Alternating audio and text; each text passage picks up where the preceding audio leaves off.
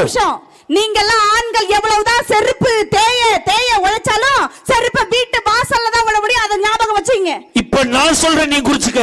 எவ்வளவுதான் சவுளி கடை ஓனருக்கு புள்ள பிறந்தாலும் பிறக்கும் போது ட்ரெஸ் இல்லாம அம்மனமா தான் பிறக்கும். நீங்க எவ்வளவுதான் தங்கத்திலே ஊசி வாங்கினாலும் தொண்டையில குத்திக்க முடியாது. பீரவள தான் வைக்கணும். அதை ஞாபகம் வச்சுங்க. ஒண்ணு தெரிஞ்சுக்க.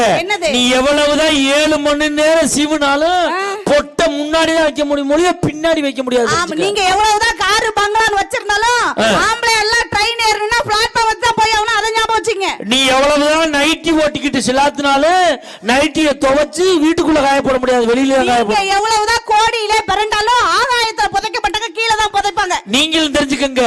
எவ்வளவுதான் கோடியா நீங்க சம்பாதிச்சாலும் கடைசியில செத்தவன நொப்ப வீட்டுல இருந்தா கோடி வரணும். பாயிண்ட் இப்ப குறிச்சுக்க.